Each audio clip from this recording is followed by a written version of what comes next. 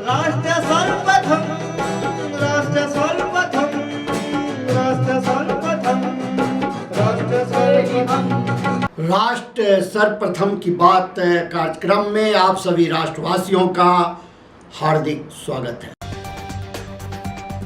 ओडिशा में सत्तारूढ़ बीजू जनता दल और विपक्षी भारतीय जनता पार्टी के बीच चुनाव पूर्व गठबंधन को लेकर 2 सप्ताह से चल रही बातचीत टूट गई और दोनों दलों ने आगामी लोकसभा तथा विधानसभा चुनाव अकेले लड़ने की घोषणा की। गुजरात के वडोदरा और साबरकंठा सीट से भाजपा के 2 उम्मीदवारों ने निजी कारणों का हवाला देते हुए आगामी लोकसभा चुनाव नहीं लड़ने की इच्छा व्यक्त की। केरल के तिरुवनंतपुरम निर्वाचन क्षेत्र से चुनाव लड़ रहे केंद्रीय मंत्री राजीव चंद्रशेखर ने कांग्रेस और वाम दल पर जमकर निशाना साधा। हिमाचल प्रदेश में लगातार बढ़ते राजनीतिक संकट के बीच कई पूर्व विधायक भारतीय जनता पार्टी में शामिल हो सकते हैं और उसकी टिकट पर आगामी उपचुनाव लड़ सकते हैं। महाराष्ट्र में एनडीए के नेतृत्व वाली महायुति गठबंधन के सीटों के बंटवारे पर सहमति बनती नहीं दिख रही है। बीजेपी आगामी लोकसभा चुनाव के लिए 4 सीटों पर मौजूदा उम्मीदवारों को बदलने के लिए शिवसेना के शिंदे गुट पर दबाव डाल रही है। पंजाब के संगरूर जिले में संदिग्ध जहरीली शराब के सेवन से मरने वालों की संख्या बढ़कर 21 हो गई। संगरूर के मुख्य चिकित्सा अधिकारी के अनुसार एथेनॉल युक्त नकली शराब का सेवन करने के बाद कम से कम 40 लोगों को अस्पताल में भर्ती कराया गया था। उत्तर प्रदेश में लोकसभा चुनाव के पहले चरण के लिए 4 उम्मीदवारों ने अपना नामांकन पत्र दाखिल किया, जिसके लिए मतदान 19 अप्रैल को होगा। दिल्ली की मंत्री आतिशी ने दावा किया कि कथित आबकारी नीति घोटाले में कई छापे मारने, गिरफ्तारियां करने और 2 साल तक जांच करने के बावजूद प्रवर्तन निदेशालय आम आदमी पार्टी के किसी भी नेता के खिलाफ धन के लेन देन की बात स्थापित नहीं कर पाई है। केंद्रीय अन्वेषण ब्यूरो के कथित तौर पर पैसा लेकर सवाल पूछने के मामले में कोलकाता समेत विभिन्न स्थानों पर तृणमूल कांग्रेस की पूर्व सांसद महुआ मोइत्रा के ठिकानों पर छापे मारे। राष्ट्रीय राजधानी में न्यूनतम तापमान 16.2 डिग्री सेल्सियस दर्ज किया गया, जो मौसम के औसत तापमान से 1 डिग्री कम है। हिमाचल प्रदेश में कांग्रेस के 6 विधायक और 3 निर्दलीय विधायक बीजेपी में शामिल हुए। सभी विधायक केंद्रीय मंत्री अनुराग ठाकुर, हिमाचल के पूर्व मुख्यमंत्री जयराम ठाकुर और राज्य इकाई के अध्यक्ष राजीव बिंदल की उपस्थिति में भाजपा में शामिल हुए। वहीं पूर्व विधायकों का पार्टी में स्वागत करते हुए ठाकुर ने कहा कि उनकी उपस्थिति से भाजपा और मजबूत होगी। नमस्कार साथियों, सबसे पहले तो मैं कांग्रेस छोड़कर आए सभी माननीय 6 विधायकों का दुनिया के सबसे बड़े राजनीतिक दल भारतीय जनता पार्टी में बहुत बहुत स्वागत और अभिनंदन करता हूं। भारतीय जनता पार्टी न केवल दुनिया का सबसे बड़ा राजनीतिक दल है, बल्कि दुनिया के सर्वाधिक लोकप्रिय नेता अगर पूरी दुनिया में कोई है और लगातार कई वर्षों से है तो माननीय नरेंद्र मोदी जी हैं। और हम सबका ये गौरव है कि हमको उनके नेतृत्व में काम करने का अवसर मिला है। उनके नेतृत्व में जिस तरह से केंद्र की सरकार ने कार्य किया, एक और तो देश में 25 करोड़ गरीबों को अति गरीबी रेखा से बाहर निकाल कर लाए, गरीब कल्याण की अनेकों योजनाएं चलाई, चाहे वो 4 करोड़ पक्के मकान हो, 12 करोड़ शौचालय हो, 10 करोड़ बहनों को रसोई गैस का सिलेंडर हो, या फिर 13 करोड़ घरों को नल से जल देने की बात हो, 60 करोड़ लोगों को 5 लाख का इलाज मुफ्त में देने की हो, या 80 करोड़ लोगों को मुफ्त में अनाज पहले भी दिया, आगे भी मोदी की गारंटी है। और मोदी की गारंटी पर ही आज देश विश्वास करता है और मुझे पूर्ण विश्वास है आप सबके आने के बाद भारतीय जनता पार्टी को और बल मिलेगा। हिमाचल प्रदेश में हम और सशक्त होंगे।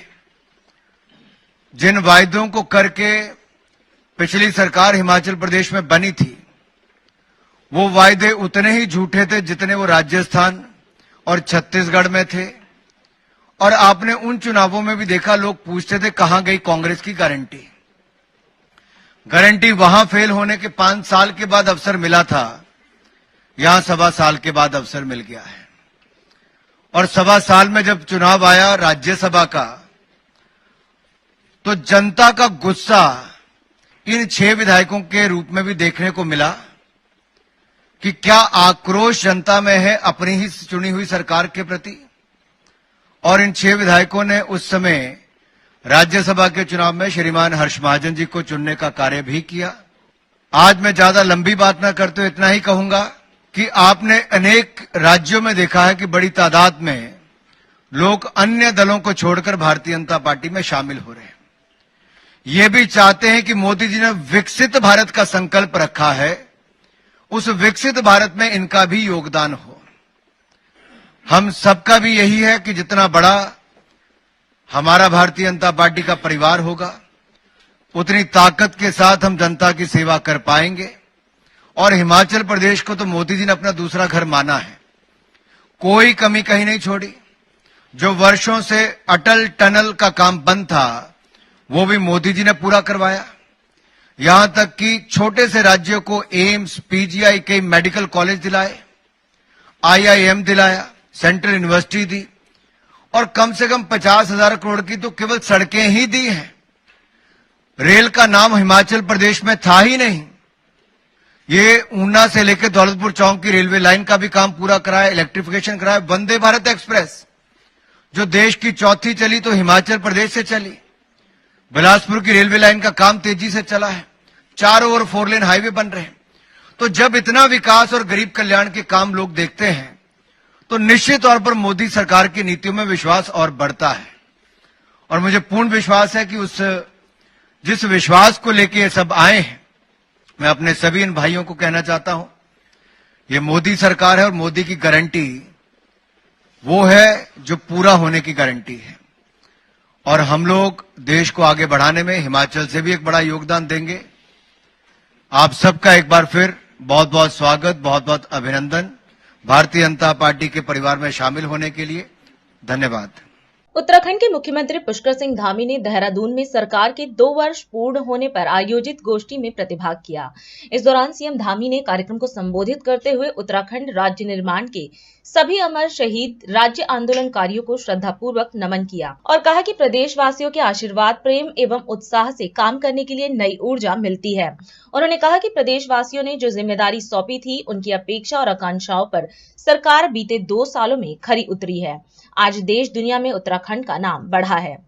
आज इस अवसर पर उत्तराखंड राज्य स्थापना हेतु अपना सर्वस्व निछावर करने वाले ऐसे हमारे अमर बलिदानियों का, जिन्होंने देश की सीमाओं के लिए अपने प्राणों की शहादत दी, अपना बलिदान दिया, उत्तराखंड के समस्त आंदोलनकारियों को, उनको भी आज मैं नमन करना चाहता हूं कि उनकी प्रेरणा से हम आज राज्य को आगे बढ़ाने का काम कर रहे हैं। और आज का दिन 23 मार्च, ये आज विशेष दिन है। आज ही के दिन हमारे अमर शहीद भगत सिंह, राजगुरु सुखदेव को भी आज मैं अपनी भावांजलि अर्पित करता हूं। इन्होंने आज ही के दिन भारत माता की स्वतंत्रता के लिए, भारत को आज़ाद कराने के लिए हंसते हंसते फांसी का फंदा चूम लिया, तब जाकर हमको आज़ादी मिली।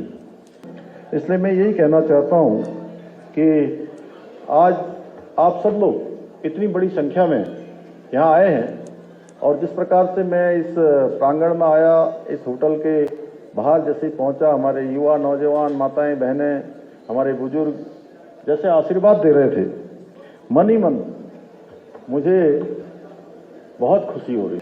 जो ऊर्जा, जोश, उमंग, उत्साह, वो अपने आप में बहुत कुछ कहता है। आप सबके अंदर जो मैं ऊर्जा देख पा रहा हूं, जो आपका उत्साह देख पा रहा हूं, जो प्रेम देख रहा हूं, अपने बड़े बुजुर्गों का जो आशीर्वाद मैं देख रहा हूं, मैं कह सकता हूं कि 2 साल का जो कार्यकाल, जिस विश्वास के साथ आप सब लोगों ने जो जिम्मेदारी सौंपी थी, उस विश्वास पर आज हमारी राज्य की सरकार खरी उतर रही है, उसको उन अपेक्षाओं को, आकांक्षाओं को पूरा कर रही है। और सच कहूं तो भाइयों बहनों, उत्तराखंड के इतिहास में ये 2 वर्षों का जो कालखंड है, वो वास्तव में कई मायनों में स्वर्ण अक्षरों में ये 2 वर्ष अंकित हो गए हैं। आज पूरे देश दुनिया के अंदर उत्तराखंड का नाम तेजी से बढ़ा है। उत्तराखंड के प्रति लोगों का विश्वास बढ़ा है और उत्तराखंड आने के लिए हर एक तरफ से आज लोगों ने अपनी जिज्ञासाएं, अपनी इच्छा प्रकट की है। इसके अनेकों अनेक उदाहरण हैं। हमने जो ग्लोबल इन्वेस्टर समिट करी थी, उस ग्लोबल इन्वेस्टर समिट में जिस प्रकार आज 3,54,000 करोड़ के हमारे साथ निवेशकों ने करार किए और उससे बड़ी बात कि 81,000 करोड़ रुपए की जो है आज ग्राउंडिंग शुरू हो गई है। और पिछले 2 वर्षों में आपकी चुनी हुई जो भाजपा की हमारी सरकार है, उसने अनेक विकास के कार्य किए हैं, इतने बड़े बड़े फैसले लिए हैं जिसके बारे में पहले कभी किसी ने कल्पना भी नहीं की थी कि इतने बड़े फैसले लिए जाएंगे। आज से 2 साल पहले जो भी हमने वायदे किए, जो भी हमने संकल्प लिए, हम उन वादों को लगातार पूरा कर रहे हैं, लगातार अपने संकल्पों को धरातल पर उतार रहे हैं। एक तरफ जहां हम हजारों करोड़ की जो लागत के विकास के कार्य करा रहे हैं, वहीं प्रदेश के अंदर अनेक कड़े कानूनों को भी स्थापित कर रहे हैं, कड़े कानून भी अमल में ला रहे हैं। ऐसा इसलिए हो रहा है कि हमने विकल्प रहित संकल्प, ये विकल्प रहित संकल्प को मूल मार के, मूल मंत्र उसको मानकर अपने जो कार्यधारा है, हमारा जो आगे का प्रस्तावित कार्यक्रम है, उसमें उसको सम्मिलित किया है। मतलब है कि अगर किसी कार्य को पूरा करने का अगर संकल्प ले लिया है तो उसे पूरा करके ही मानेंगे। मैं आज इस मंच से एक बार फिर कह रहा हूं कि आदरणीय मोदी जी के मार्गदर्शन में, उनकी प्रेरणा से हम आने वाले समय में उत्तराखंड को देश का जो अग्रणी राज्य है वो बनाने में निश्चित रूप से सफल होंगे, निश्चित रूप से हम आगे बढ़ेंगे। मोदी जी उत्तराखंड के सदैव हमेशा साथ में खड़े रहे हैं।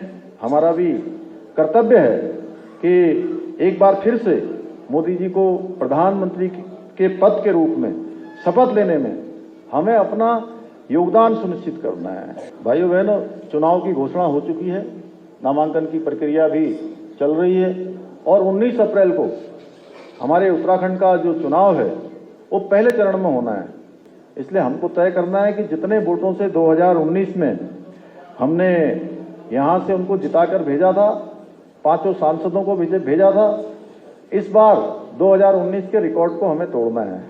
अभी समय है एक ब्रेक का, हम चलते हैं ब्रेक पर। आप कहीं जाए नहीं, छोटा सा ब्रेक। कमल बिल्डटेक प्राइवेट लिमिटेड की ओर से आप सभी को होली की हार्दिक शुभकामनाएं। Kamal Buildtech Private Limited, fulfilling promises. With our professional team and experience of delivering projects, in past we guarantee you peace of mind and top quality work in an affordable price. Marble art gallery की ओर से आप सभी को होली की हार्दिक शुभकामनाएं। हमारे यहाँ furniture, precious stone manufacturer marble table उपलब्ध है। New Bikaner sweet centre Ramesh Nagar की ओर से आप सभी को होली की हार्दिक शुभकामनाएं।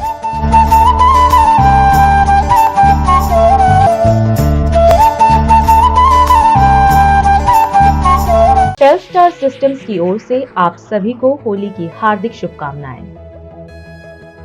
Telstar system believes in connecting people. MS interior की ओर से आप सभी को होली की हार्दिक शुभकामनाएं। We deals in all type of wooden and steel furnitures.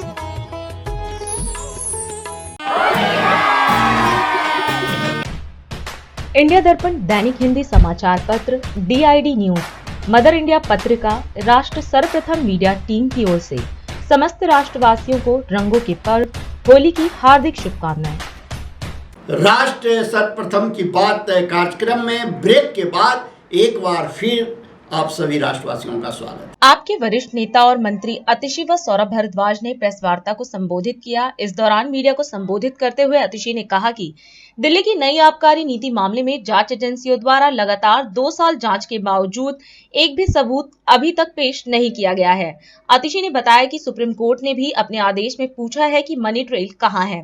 वहीं सीएम अरविंद केजरीवाल की गिरफ्तारी पर अतिशी ने दावा किया कि केवल एक व्यक्ति के कहने पर दिल्ली के सीएम को गिरफ्तार किया गया है।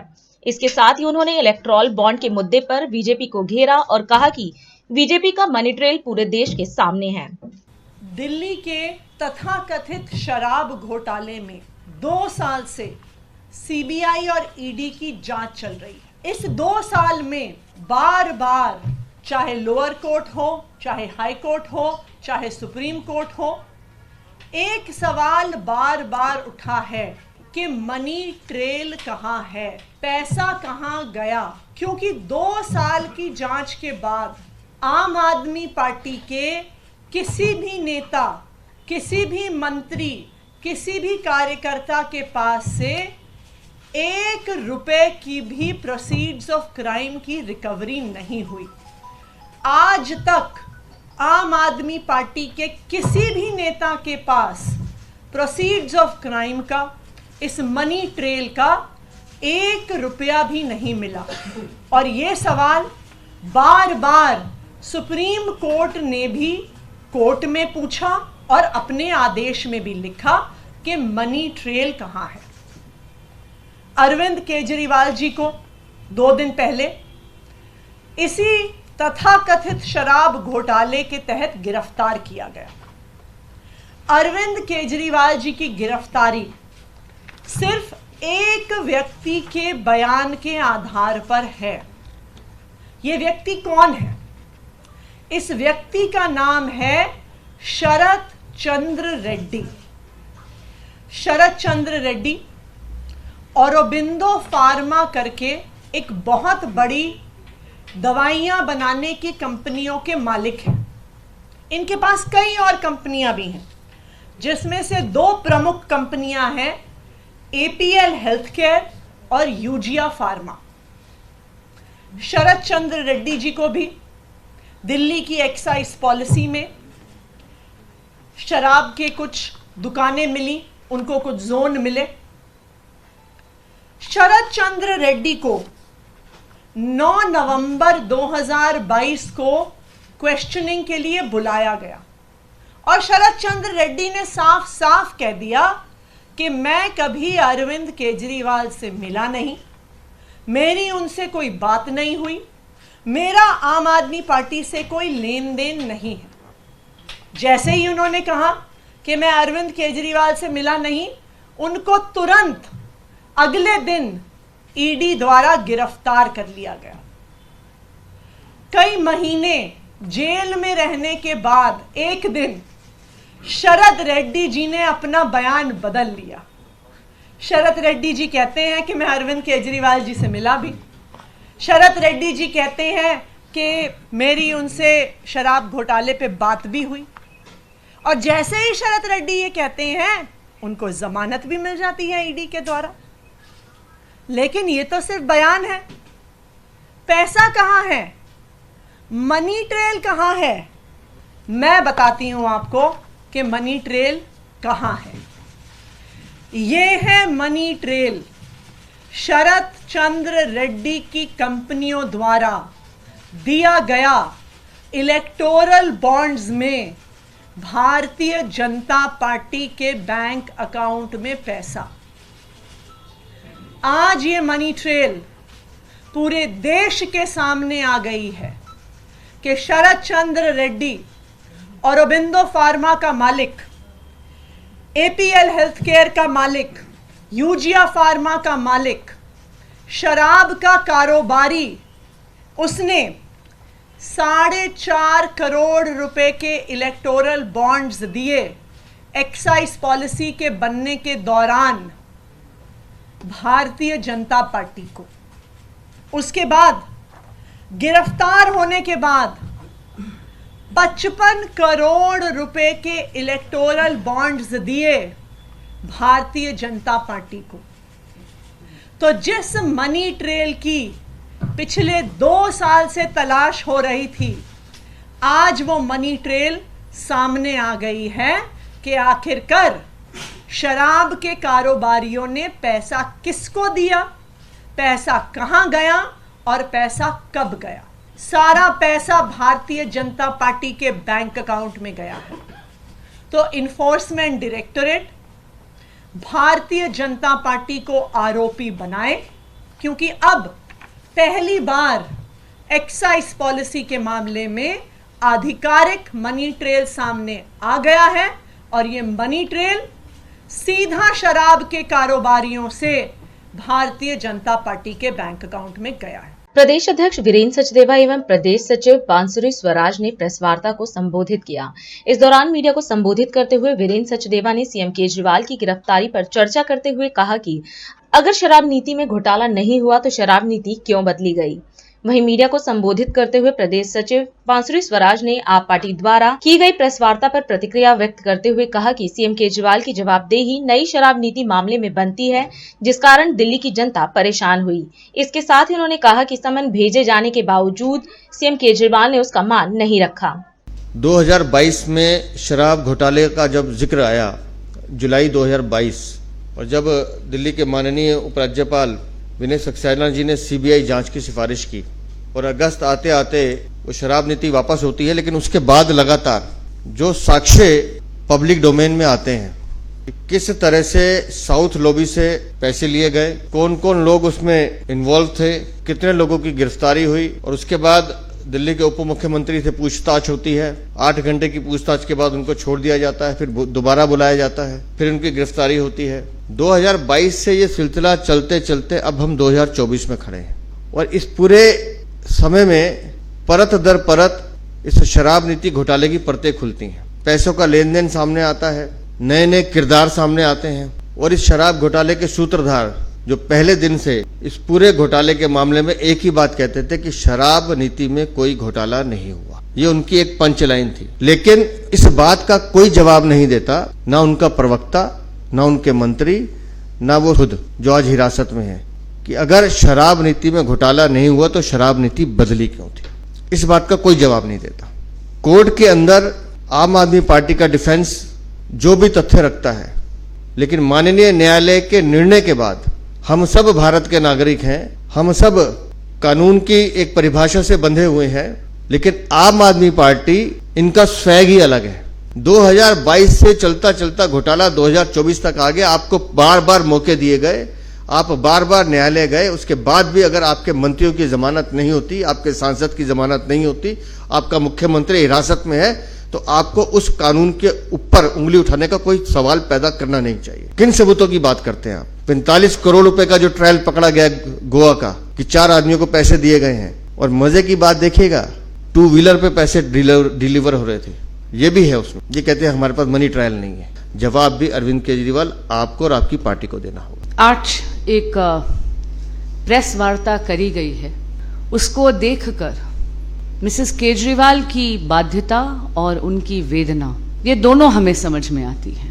पर बड़ी विनम्रता से कहूंगी कि मिसेस केजरीवाल के वेदना के जिम्मेदार पूर्ण तरह माननीय मुख्यमंत्री अरविंद केजरीवाल जी हैं। तो अरविंद केजरीवाल जी, आपकी जवाबदेही केवल मिसेस केजरीवाल जी के एक एक अश्रु की नहीं, बल्कि दिल्ली की उन माताओं और बहनों के अश्रुओं की भी है, जो आपकी इस शराब नीति के कारण 9 आंसू रोई हैं। मैं पूछना चाहती हूं, वो पार्टी जो एंटी करप्शन प्लैंक पर आई थी, जिसे दिल्ली की जनता ने इसीलिए चुना था, वो पार्टी, उसके सरगना माननीय मुख्यमंत्री अरविंद केजरीवाल जी, जो देश के सभी लीडर्स को ये नसीहत देते थे कि जांच में जुड़ना चाहिए, जो करप्शन पे बाकी लीडर से जवाबदेही मांगते थे, जब उनकी जवाब देने की बारी आई तो जांच से क्यों भाग गए? 9 सम्मन्स का आपने निरादर करा। अगर आप जांच में जुड़ जाते नवंबर 2023 तक, तो ये परिस्थिति उत्पन्न ही नहीं होती। आपने 9 समन्स का निरादर करा और उसके बाद आपने ईडी को विवश कर दिया कि वो आए और आपको कस्टोडियल इंटेरोगेशन के लिए लेके जाए। अरविंद केजरीवाल जी, आपकी जवाबदेही बनती है दिल्ली की जनता के प्रति। एआईसीसी मुख्यालय में कांग्रेस नेता जयराम रमेश ने प्रेस वार्ता की। इस दौरान जयराम रमेश ने इलेक्टोरल बॉन्ड के विषय में चर्चा करते हुए कहा कि पिछले कुछ दिनों में इलेक्टोरल बॉन्ड की जानकारी पूरे तरीके से सामने आई है। जयराम ने बताया कि सिर्फ 5 लाइन का एक कंप्यूटर कोड लिखा गया है, जिससे सिर्फ 15 सेकंड में सुप्रीम कोर्ट की ओर से मांगी गई इलेक्टोरल बॉन्ड से जुड़ी सारी जानकारी सामने आ गई है। इसी जानकारी को देने के लिए एसबीआई ने 30 जून तक का समय मांगा था। इसके साथ ही उन्होंने साफ तौर पर कहा कि कांग्रेस निजी निवेश के खिलाफ नहीं है। कांग्रेस नेता ने जांच की मांग करते हुए कहा कि सुप्रीम कोर्ट की मॉनिटरिंग इंक्वायरी होनी चाहिए। दोस्तों, आप जानते हैं कि पिछले कुछ दिनों में इलेक्ट्रल बॉन्ड की जानकारी भरपूर तरीके से आई है और सबको जानकारी मिली है कितना इलेक्ट्रल बॉन्ड बेचा गया है और कितना इलेक्ट्रल बॉन्ड खरीदा गया है और कहाँ कहाँ वो बॉन्ड किस पार्टी को दिया गया है। आप ये भी जानते हैं कि स्टेट बैंक ऑफ इंडिया ने बार बार सुप्रीम कोर्ट से ये कहा कि हमें 30 जून तक समय चाहिए, हमारे पास पूरी जानकारी है, पर जो सुप्रीम कोर्ट चाहती है वो जानकारी समय लगेगा, हमें 30 जून 2024 यानी कि चुनाव के बाद हम वो जानकारी दे पाएंगे। कल हमारे 2 युवा साथियों ने 5 लाइन का कंप्यूटर प्रोग्राम लिखा, सिर्फ 5 लाइन का। ये कंप्यूटर भाषा में इसको पाइथन कहते हैं। और हमारे 2 युवा साथियों ने ये 5 लाइन का एक कंप्यूटर प्रोग्राम लिखा जिसको कहते हैं कोड, और 15 सेकंड के अंदर जो जानकारी सुप्रीम कोर्ट चाहती थी हमने हासिल की और उसका विस्तृत तरीके से विश्लेषण हमने किया है। उसकी जानकारी मैं आपको देने वाला हूं। कांग्रेस पार्टी निजी कंपनियों के खिलाफ नहीं है। कांग्रेस पार्टी ये मानती है कि जीडीपी विकास दर बढ़ाने के लिए निजी निवेश अनिवार्य है। निजी निवेश के बिना जीडीपी विकास दर नहीं बढ़ सकता। और जब हमारा घोषणा पत्र आएगा कुछ ही दिनों में, आप देखेंगे विस्तार से हमने इस पर चर्चा की है और हमने ये भी कहा है कि किस तरीके से निजी निवेश को हम बढ़ाएंगे। तो निजी निवेश के खिलाफ नहीं है, हम निजी निवेश के पक्ष में हैं। प्राइवेट इन्वेस्टमेंट के बिना आर्थिक विकास होना असंभव है। और जो प्राइवेट इन्वेस्टमेंट, जो निजी निवेश 2004 और 2014 के बीच में था, जीडीपी का 32% निजी निवेश हुआ करता था, वो पिछले 10 सालों में घटकर 28% हुआ है। तो निजी निवेश को प्रोत्साहन देना बहुत जरूरी है। तो हमारा निशाना कोई प्राइवेट कंपनी नहीं है, हमारा निशाना सीधा बीजेपी सरकार है। तो ये 4 रास्ते क्या थे घोटाले के? पहला रास्ता था चंदा दो धंधा लो, दूसरा रास्ता है ठेका लो, तीसरा रास्ता है हफ्ता वसूली, और चौथा रास्ता जो अपनाया गया है फर्जी कंपनियों का, शेल कंपनियों का। तो ये 4 रास्ते हैं। हमारी विश्लेषण के अनुसार जो हमने विश्लेषण किया है कल, और जैसा कि मैंने कहा सारा डेटा सिर्फ 15 सेकेंड के अंदर इस कंप्यूटर प्रोग्राम पाइथन भाषा में जो लिखा है, इससे पूरी जानकारी मिल जाती है। ये आप भी कर सकते हैं। 38 कॉरपोरेट ग्रुप हैं जिनको 179 कॉन्ट्रैक्ट, ये पिछले 6 सालों में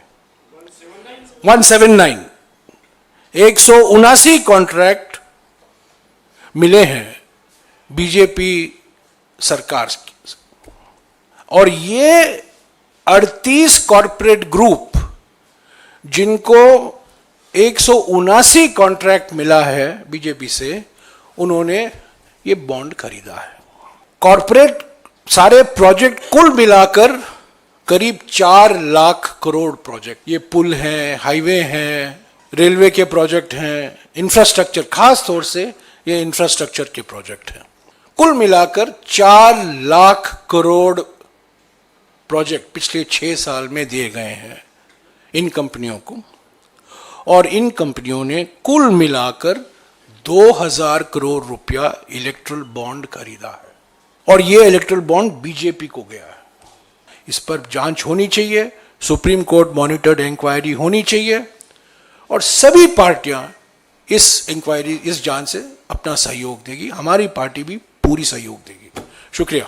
और अधिक खबरों के लिए आप हमारे YouTube चैनल दैनिक इंडिया दर्पण को अभी सब्सक्राइब करें और नोटिफिकेशन के लिए बेल आइकन को प्रेस करना ना भूलें। आज हम इस कार्यक्रम में आपसे विदा लेते हैं। आप अन्य खबरों के लिए बने रहे। राष्ट्र सर्वप्रथम, वंदे मातरम, जाग उठा है भारत।